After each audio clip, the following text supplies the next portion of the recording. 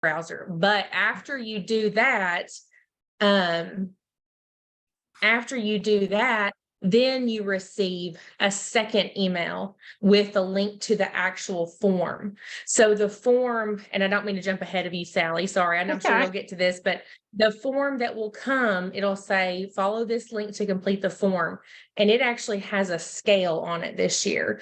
So the Educational Foundation Board decided to update that. So you'll see like a rate 0 to 10, different qualities and characteristics about each applicant. And then it has a place to either type in a box or upload a letter. So I think it's that second email that you'll want to look for. So if we have any hiccups with that, we'll talk about that.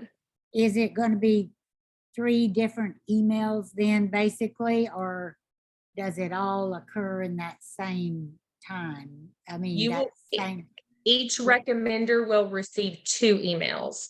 So, and that's what I believe is spelled out in the direction. So, the applicant should probably give the recommender a heads up.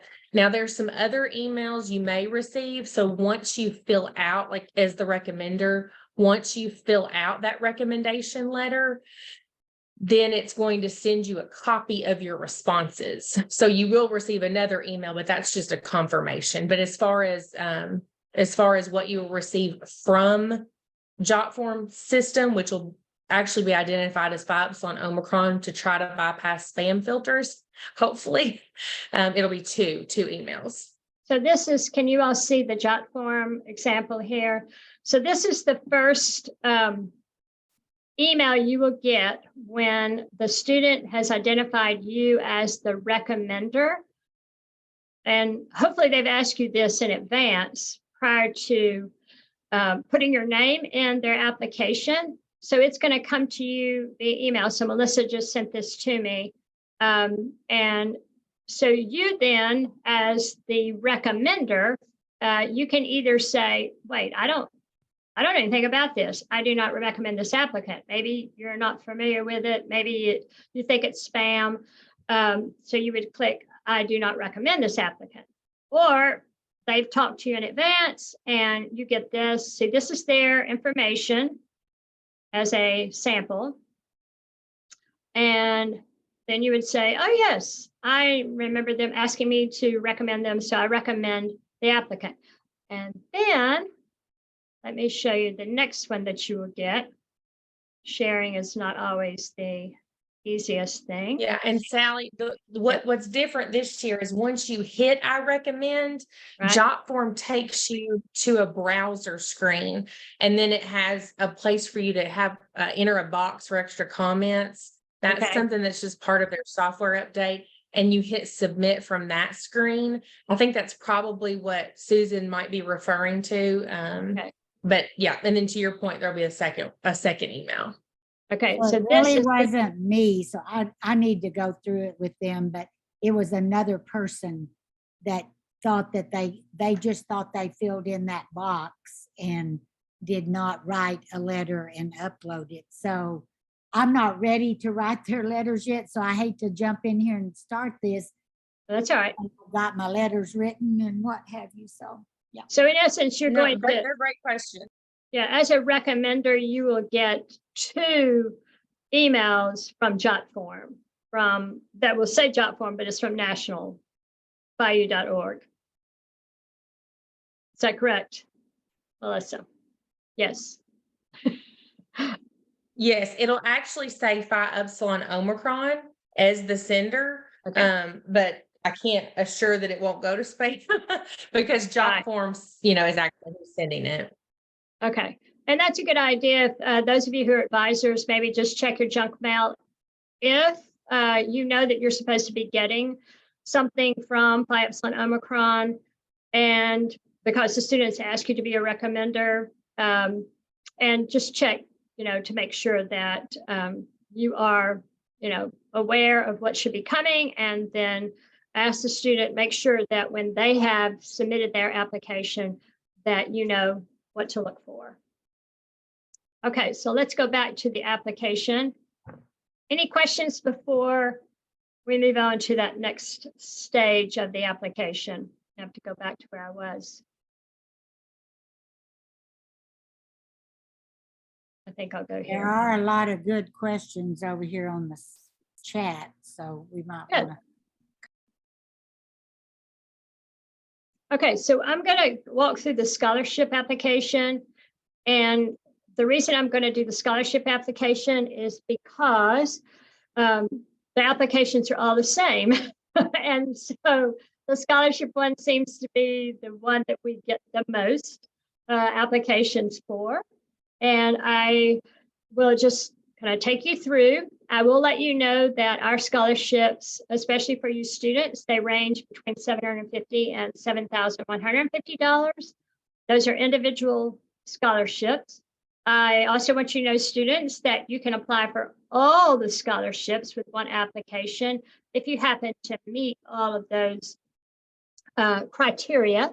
There are a couple of criteria that some of our members might not meet, and I'll just take you through that in just a minute. But some request you to be a non-traditional student. So like at TCU, the majority of our students are 18 to 23, although we have quite a number of Phi U members this year that are non-traditional outside of that 18 to 23 bucket. And then there are 3 scholarships that ask for financial need. They're not asking for a bank statement. They're asking for you, Phi U is, to project your financial need.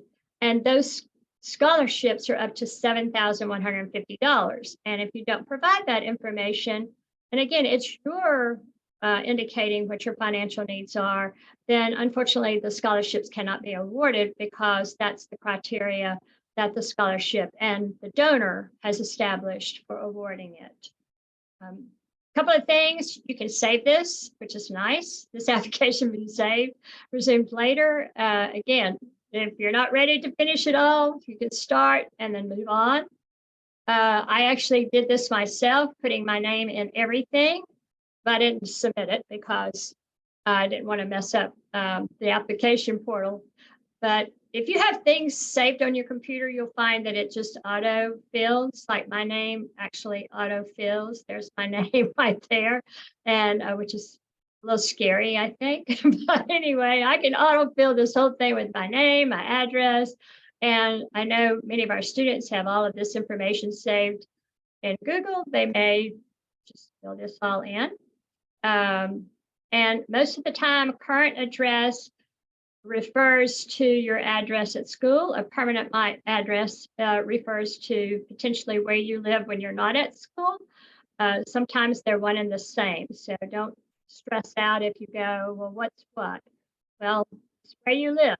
So where are you now, and where might you be if you were to go home for a holiday or the summer, or when you're not at school? So that would be your permanent address. Your email, it's always good to use the email that you're going to read. I always say to my students, use your TCU email, mainly because the TCU email is secure, and it's just a good practice to continue to do. Phone number, those are typically going to be your cell phones. Cumulative GPA. So cumulative GPA, everyone generally knows what that is. That's going to be the cum. That's not a major. That's not a minor. That's all of it combined together. So you include that. As a Phi U member, we know that everybody is outstanding, so we want to know what your GPA is. And then your Phi U chapter were initiated. So a scholarship, that generally means right now you're at the chapter where you've been initiated, unless you transfer to another university. So you may have been initiated at Beta Zeta, and then maybe you transferred to, we'll say, Western Kentucky University, and now you're a Beta Delta, but it says Phi U chapter were initiated. So that would be Beta Zeta. So that's how you are filed on. It also could mean that at Phi U chapter where you're initiated as an undergraduate, and now you are thinking about going to graduate school, and so on that fellowship, you would basically say if you've affiliated with another chapter, which you can do that as well. Like I was initiated at Alpha Alpha. I'm an advisor for Beta Zeta, so I would put Alpha Alpha here. Okay, this one's a hard one. Date of initiation. So I can generally remember Beta Zeta because we always initiate in around March. And but the year for some students might be more challenging. This is really just as a verification. And again, don't stress over it. Just get close as much as possible. Talk to your advisor because the scholarship application requires your advisor to recommend. So you can ask your advisor, when did I get initiated? Well, they can always find that information. Okay, so name a Phi U chapter advisor. That's pretty important, especially for scholarships and awards. If you don't know your Phi U chapter advisor, that's probably an indication that you may have not gone to too many Phi U meetings. So make sure that you know that individual, put them there. At Beta Zeta, there's 2 of us. Either one will be fine. So if you've got 2 advisors, then you could put either one of them.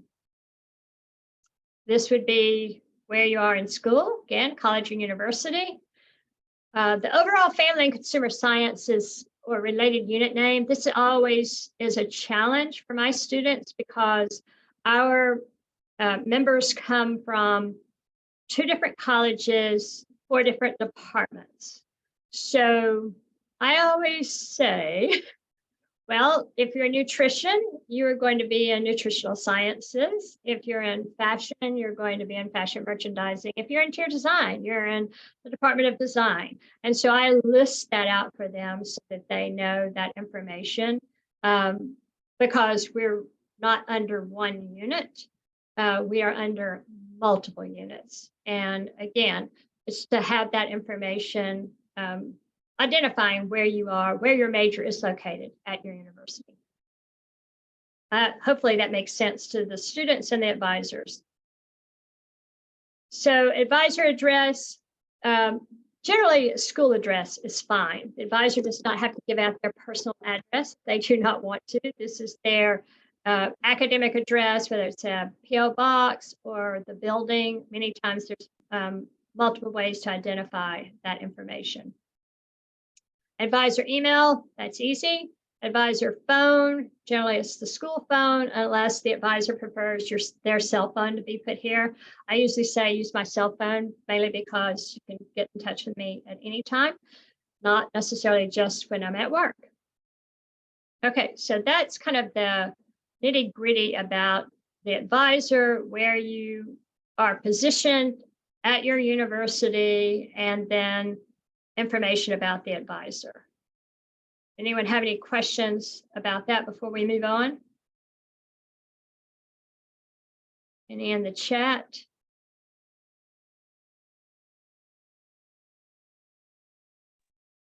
Melissa's been doing a good job of answering those chats. Excellent, very good. Okay, so let's go to classification. So this is the applicant, not your advisor. So the applicant will put their major here, the year in school. So this is a drop down. And you would select where you are here. And I'm going to say this to students who come in with 50 hours of general core, and yet they happen to be a first semester or second semester sophomore. They may be officially based on hours, a junior or a senior, but how many more years do you have available to stay here? So generally we look at year in school based on your major, the major in which you're in. So second semester sophomore, mainly because you're not initiated until after you've met the criteria for initiation, which that's another conversation that we will not do here. Degree currently pursued, BS, Bachelor's of Science, Bachelor's of Arts, a BFA, Bachelor of Fine Arts. So for scholarships, those are the 3.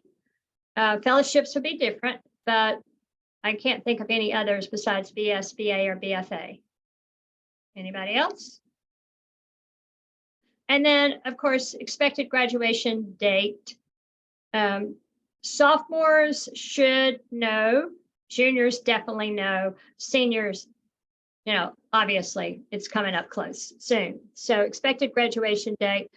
If you get that wrong, or if you decide to stay in college, undergraduate degree for a little longer, that's not a big deal.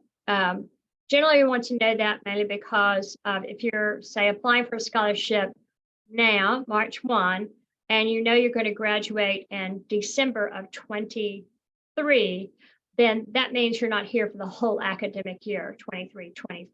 So that helps us understand your needs for your academic education at the undergraduate level, because you're going to graduate in one semester as opposed to 2 semesters.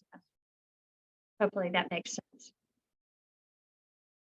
Okay, academic unit administrator, that is also a conundrum, especially because we're into colleges. So this is for PR purposes. And the PR purpose is primarily to promote the fact that you are a scholarship winner as an undergraduate student, and for the dean to be aware of the fact that, wow, this is a pretty awesome organization, honor society. Here we've got students as undergraduates who are receiving these scholarships. So the academic unit administrator, I generally say the dean would probably be the best person to receive the information. So we have 2 colleges.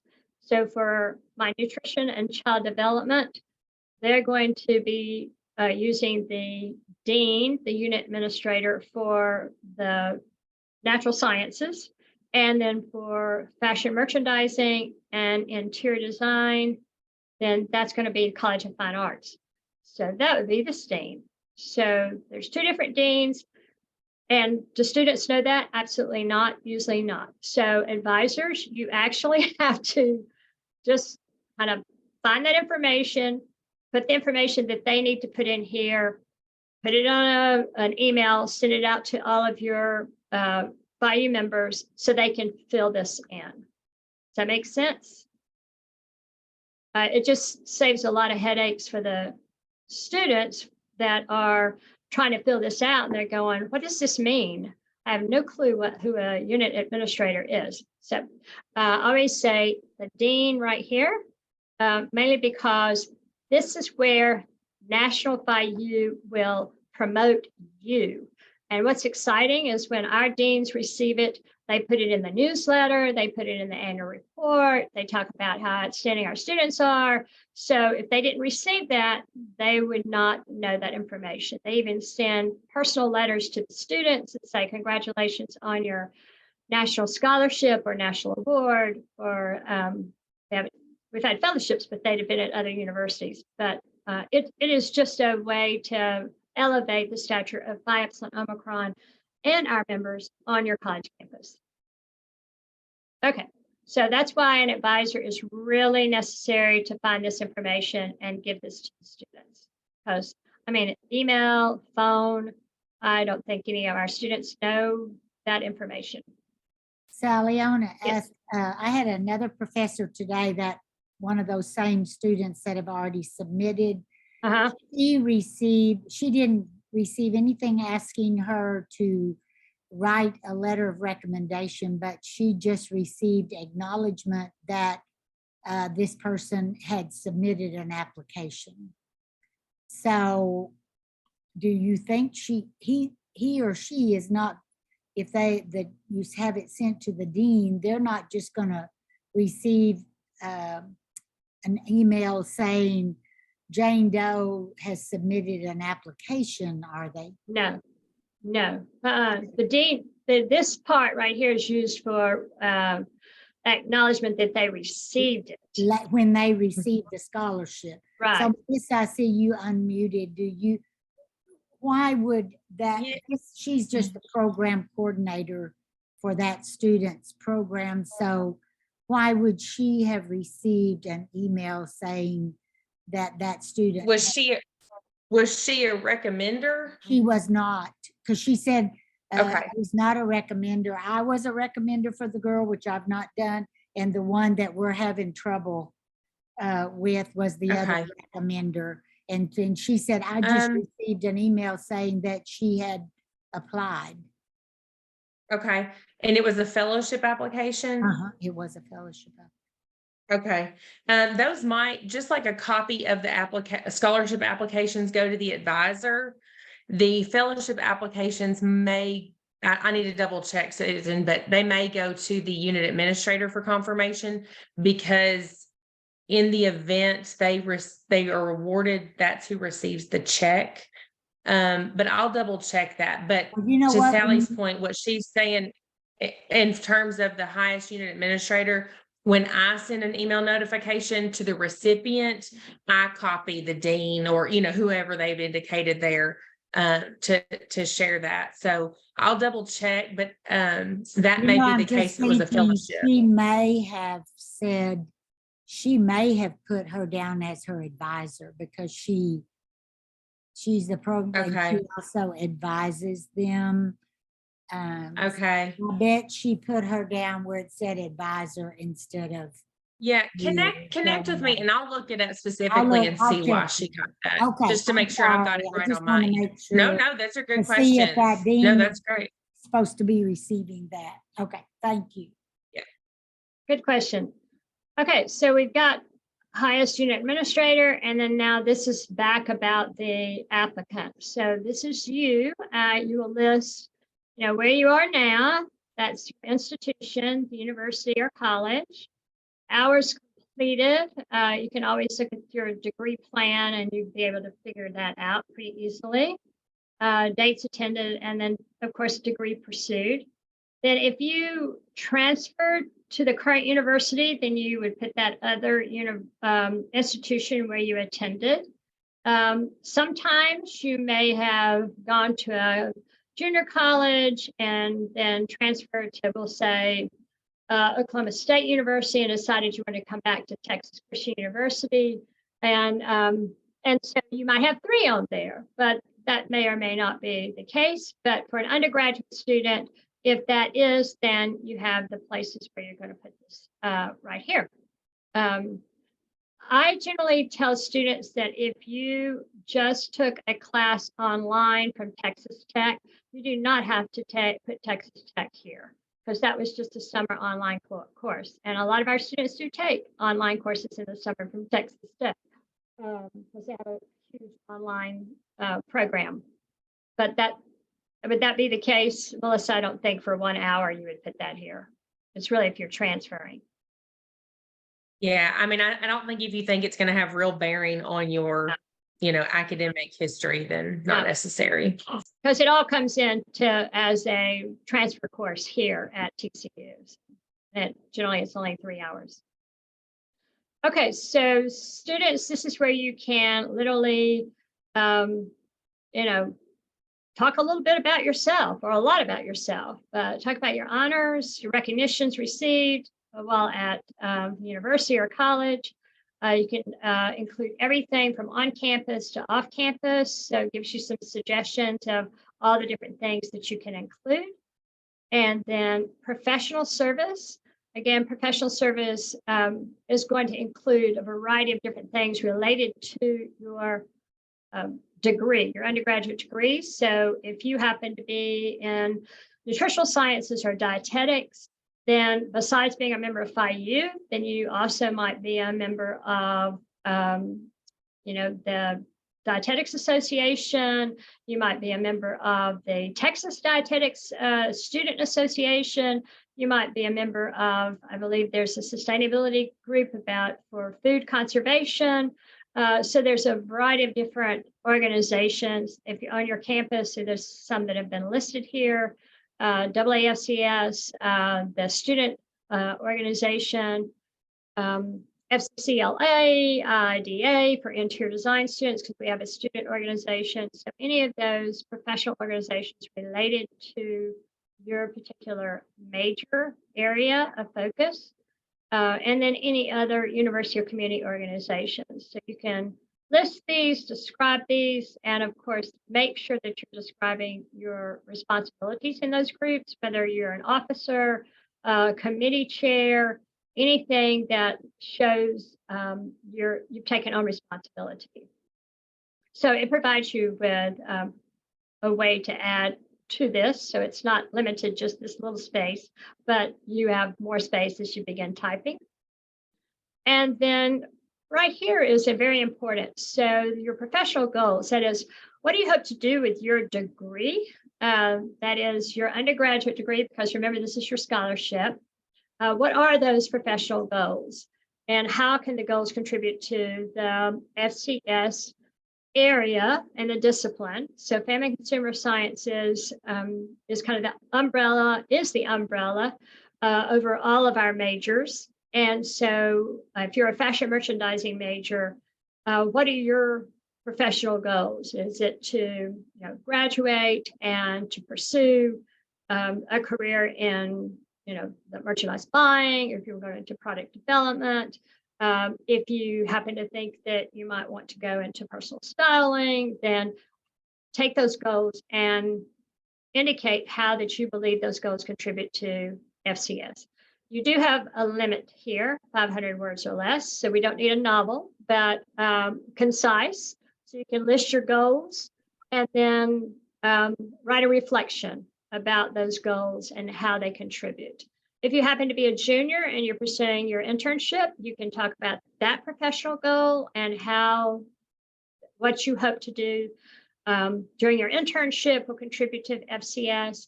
If you happen to be a sophomore and you wanted to gain more experience, whether it's work or even just professional involvement in organizations across campus or in your community, those could be goals as well, and then how they can contribute. So everybody's going to have a little bit of a different take on this based on where they are in their college education. So they're not going to be the same, so don't expect them to be the same. Questions about that goal statement? Sally, I just had a comment. You did a great job explaining that, so thank you. And just a heads up, for those professional goals statements, we use kind of a synopsis of that in the candle for recipients. So when you see us recognize our scholarship, fellowship, and award winners, we definitely look to those professional goals to kind of highlight where you are and where you want to be for our recipients. And also, for those applicants or recipients who receive an award that has a named donor, we also share some of your professional goal statements and encourage you to do the same in a thank you letter with those donors. So make sure it's nice and polished. It's always good. Yes, very good. I have to get up and make my lights turn on because I've been sitting too long.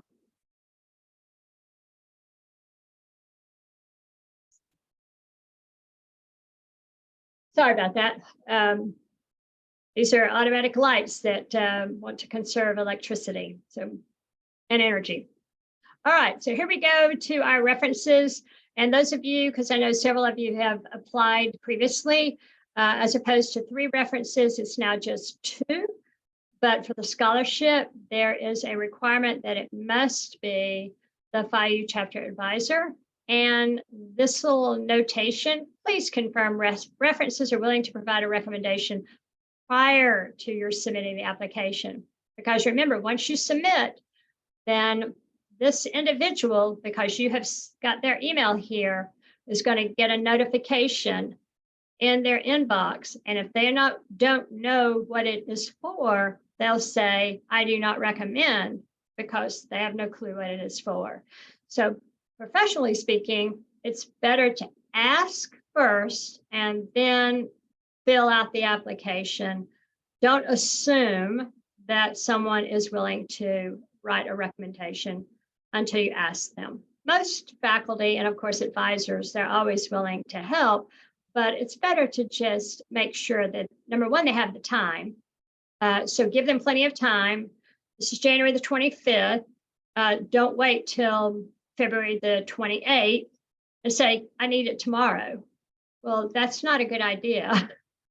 That's because you're most likely to get a no. So ask now, and that way you know that they're working on it and they'll be ready once you've submitted your application, and then they can upload that letter and have it ready to go. So always prepare in advance. So 2 of them, one has to be an advisor. And in the case of Beta Zeta chapter at TCU, we have 2 advisors. So the recommenders could be 2 advisors if that was preferred by the students. Okay. So we've got to the end, and as far as the nitty-gritty things here, the letters of recommendation are going to be sent electronically. Remember, the recommenders will receive 2 emails. The first one, I do recommend, or I do not recommend, and then the second will be to then prepare your letter to upload or to just type it in if you want, and then it's sent back electronically. The other thing, students, for a scholarship, you must send an official transcript, and that has to come from the registrar. So at TCU, they charge for transcripts. It's not that much, but you would go online. It's an online request, and it would be an official transcript sent to national@phiu.org. Now, there is some directions that we would like for the registrar to do. They may or may not do it, but it's requested that the applicant's name, say Sally Fortenberry _ scholarship transcript, that would be in the subject line, if possible. So you can request that in the online portal, but more importantly, find out how your university requires students to request a transcript, and it's official, to be sent somewhere for official reasons. And official reasons generally are for scholarships, fellowships, or transferring. So they get those requests all the time. Sally, and some we might mention, sometimes those come from a secondary source. So they request them through the university, but the university has to send it through a secondary source. So it's not a snap your finger deal. In the first place, just getting it from your university, and it certainly isn't when they're going through a secondary source, and many of them go through a secondary source. So yeah, and we've already been receiving them for some applicants, Susan, so that's a good point. And like today, I got some that the sender just said parchment, but I knew that's what it was, and so I download those just as soon as I get them. But yeah, that's a good point. And usually in that case, you can't request the file type be named something specific, and that's not a huge deal. It's just always a nice thing if it's possible. A nice request. Yeah, if possible. Students, any students on here have any questions about that? Okay, so as you all know, you can apply for all of the scholarships with one application if you meet the criteria, and you literally meet all the criteria except for the one relative to a non-traditional student. If you're a non-traditional student, you meet all of those criteria plus that one. And then the scholarships that require financial information, the Howe, Sampson, and Schuster scholarships.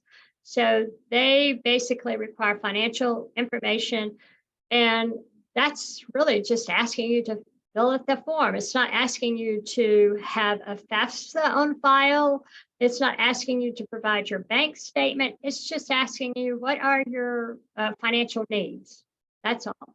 I even went through there and figured out, if I were filling this out, what would I have to put down? And I thought, man, I need a scholarship because my financial needs are pretty high. It's good they have a job.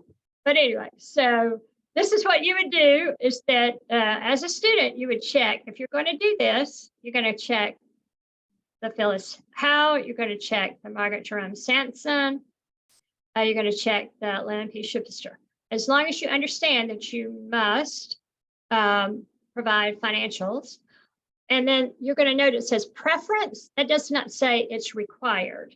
It says preference. So if I'm a fashion merchandising major, or I'm a child development major, and I happen to be the only person who applies for this, or I'm the best applicant, then I will get it. Because if no dietetics or food and nutrition, then maybe they're going to give it to the best person. Right? So it's just preference. It's not saying you cannot apply. Same with preference given to non-traditional. Remember, that's anyone over that 18 to 23 age. And then all of the rest of them, pretty much you better check them all because, again, Treva Kittner, preference to non-traditional, Martha Combs, Jackman, Penny Chapel. If you're a Phi U member, you should be exemplary in everything anyway. Tommy Hamner, Susan Rickers, Nell Bryant. So you'll see it's basically saying commitment to. Nell Bryant Robinson, she was a professor here at TCU, and she taught in nutrition and dietetics. That's why it's preference given. Purdy Sutherland, she was a professor at Baylor, and she was clothing and textiles. Mary Franken, Dolores Kleckman, Marty Frost, her area is literally the family services, child development. Margaret Drew Alpha, the Bates family legacy. So again, students, check them all. Do not think you don't apply to all of them because you should. Because these don't require anything extra. It's just those three up here that require you to do a financial. And the financials, seriously, is pretty simple. So I'm going to show you real quick what happens if I check this one. Is it gonna? No, it didn't do a drop down. As you scroll down, Sally, past all the scholarships, you will then see a financial. Yeah. Okay, here it is. So I clicked the top three, and so I've now got to provide my financial information. So my personal employment income, my parents, if they're contributing. Fortunately, my parents, so if I were filling it out, they wouldn't be contributing. So I put it a 0. I would not click that. So any grants that I've got, maybe none. Any savings in my savings account, maybe none. Scholarships I already am getting, maybe some. Loans that I may have taken out. And again, grants and loans many times are dependent on what you've been able to obtain through the university or college where you're attending. If you are a non-traditional student and you happen to have children at home, if you're supporting children, if you happen to be an individual who has alimony payments, if you are supporting other relatives in your home or just any other expenses. And really it's just an estimate of those expenses. And then what are those expenses? What have you estimated? Is this monthly amount, quarterly, or yearly? Or if you want to do weekly. Sally, yes. Just not to confuse, the top one is the income coming in. Yes. And the next one down is expenses. Yes. Okay, yeah. So this would be if you're getting any of this, and if you're not, you don't check it or you do not click this. Because it might not apply to you. And then this is your expenses that are a little bit more intensive. And again, this is an estimate. We're not going to check. We're just looking for a way to see if you understand what your expenses are compared to what your income is and why you really want one of these 3 scholarships that are some of the highest payout scholarships available. And as you see Sally scrolling through, for her example, you'll see some things in red that says, something's required. When you're done with the application and you hit preview answers, the scholarship application will automatically notify you if you're missing anything. So in a sense, it's foolproof. But to Sally's point, if you don't select the Sampson, Howe, or Shepester scholarships, then the financial need information will not populate. But if you do not submit that, you cannot be considered for those. So just to kind of reiterate that.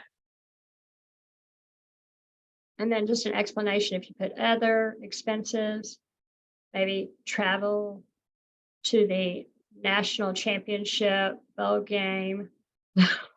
Okay, and then written justification statement of financial need. And that would be for the 3 that require the financials, and then this is you. And then you will sign. This is a signature form, so you have to do it with this little mouse, which is really hard.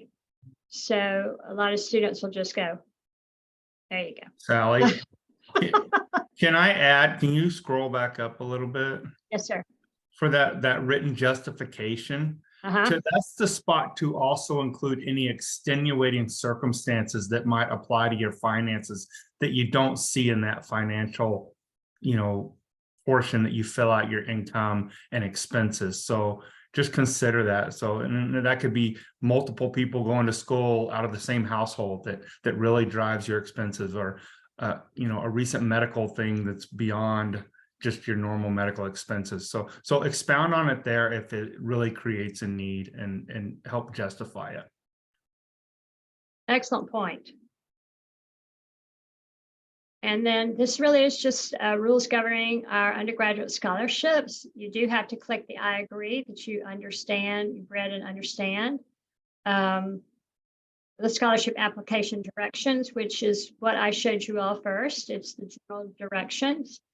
And then understanding that basically the only parameters we have on our scholarships is that you must be a Phi Upsilon Omicron member. So that's really the only parameter. Otherwise, for scholarships are for all undergraduates that are members. And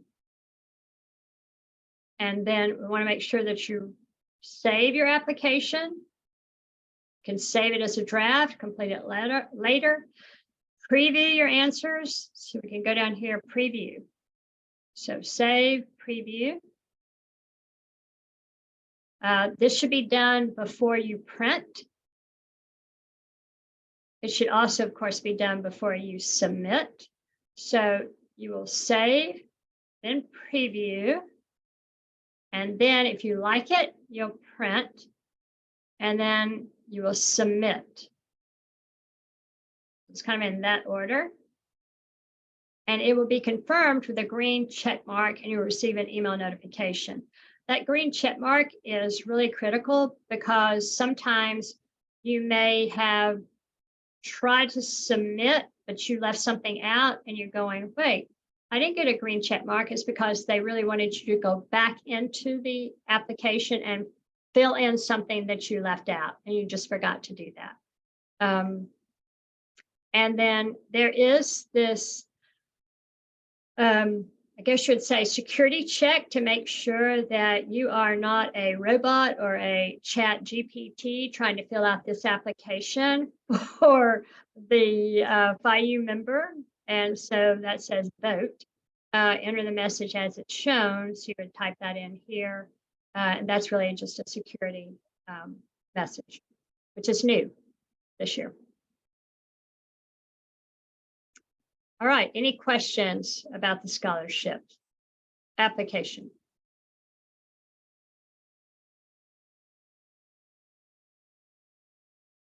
Advisors, do y'all have any questions specifically or clarifications?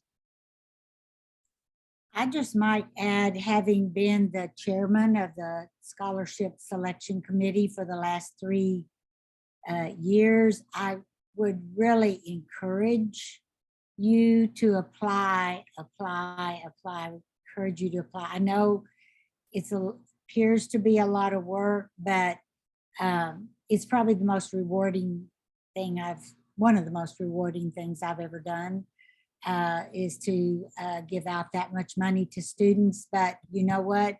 This last year, I didn't get to give out all the money that I potentially could because I didn't have enough applicants to do so. And I had some outstanding people that could have gotten those $7,000 scholarships, but they didn't give me a financial statement or the financial needs. They didn't fill that portion out. So just like Sally has said, check all the boxes, fill out the financial need, and just so that you've covered all your bases, because it's amazing how much money there is there to give out. Not only with Phi U, all across, there's lots of scholarships out there for college students that never ever get tapped. And so we've given you, I think, Sally, you've done an amazing job of walking you through this. And like I said, just please apply, because the numbers are down. I know we all need the money. So every little bit helps. So I highly encourage, and I'm willing to answer any questions later, even if someone needs to email me about it. So tell everybody who you are, Susan. Oh, well, my name is Susan Miller. I'm professor of fashion marketing at the University of Central Oklahoma, and am the Phi U advisor there, along with Dr. Joanne Wong, who is on here too, learning about it. Have served on the lots of different capacities like Sally throughout the years with Phi U. I have a real feeling in my heart for it, and currently I'm serving as the president-elect for Phi U. So. Thank you, Susan. So I'm going to put my email in the chat if anyone wants to email me. And Susan, you might want to do the same if you want everybody to email you. No. No? Seriously, I don't mind, because it was very, I would even call Melissa and practically be in tears. I would be, I cannot give this scholarship, and I have this really great person, but they did not fill out the financial need. And, you know, I mean, you've got to go by the rules when you're doing those things. So in those particular, but like you said, Sally, they don't say you have to give it to a that says preference given, Right, to those people. So that's why you need to check all the boxes, because sometimes a non-traditional student doesn't meet the requirements. Maybe they didn't fill out the financial need, but you weren't one, but you filled it out. So it turns out to be a jigsaw puzzle. I should have brought this. Melissa introduced me to this huge sheet of paper that I have my RK Black run off for me. I do it electronically, but I love to spread it out here on my dining room table and switch them around like I'm working a jigsaw puzzle. It was fun. Now I'm not going to be doing it this year, but I've done it for the past 3 years, so I'm very familiar with the needs that you need to do to make that happen. So yes, I will put my address in there. okay. And thank you, Kyle Riverson from Texas Tech. Dr. Riverson is our national president of Phi Upsilon Omicron. Appreciate him being on here. If you've got any words of encouragement?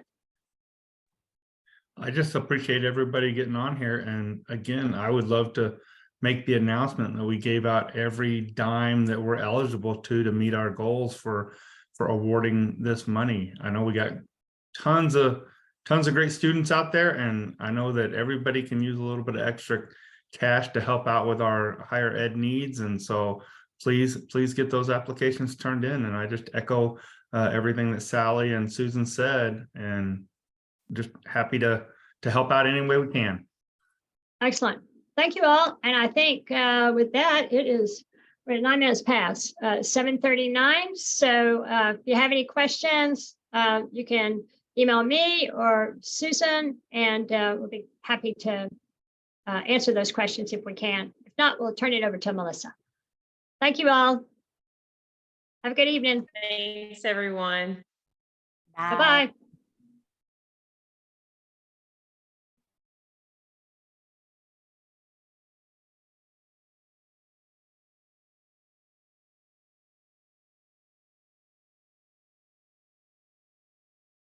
I'll take the recording off.